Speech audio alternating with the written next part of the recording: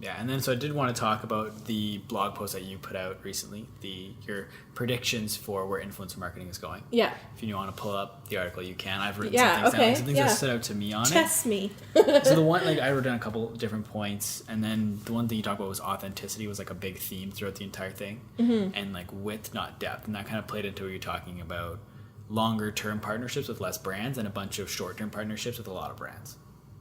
And I think that I agree. I just think that just makes more sense, right, to have someone like represent your brand more long term. It almost ties into like a theory. I actually tweeted this the other day, where I think eventually another area where I think is going to go with brands might start grooming like their own influencers. Like almost if you look like, not the greatest thing, like Barstool Sports.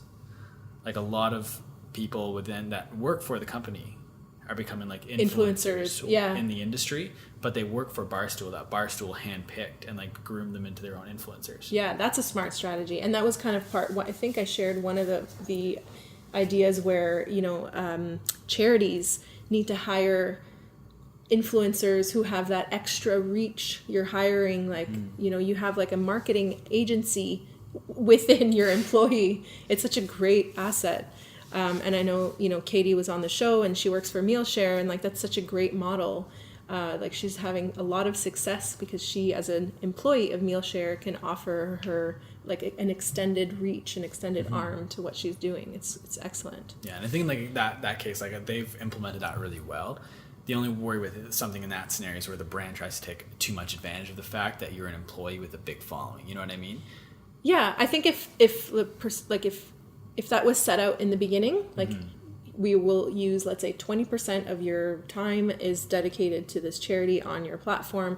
Like if you're paying the person a decent wage to do that, then it's worth it. Yeah. But of course, not to take over the entire feed or whatever.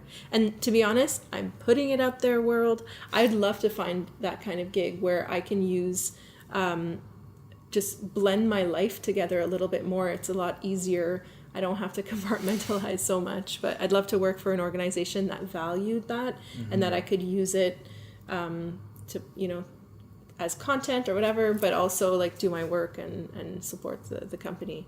And actually, I don't know if you know this, like Hair Republic is a local salon in the city, and I'm their brand ambassador. And this is the second year that I'm their brand ambassador. And the program does so well because I offer 10% off for 2 hair appointments. Mention the code Chancy. Total plug here. And then for spa services, 20% off.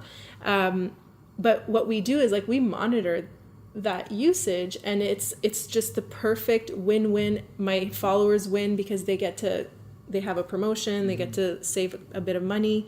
I win because it's services that I'm going to have done already. I need my hair done for photos, that sort of thing. They win because it's advertising. Like that trifecta of everyone winning is what it constitutes, like the perfect partnership, let's say. And it's long term. I go in every month. I'm always in there, so people are seeing it more and more. It's like the perfect advertising campaign. So that's where I'm thinking like that's the future. It has to be working with less brands, just longer term.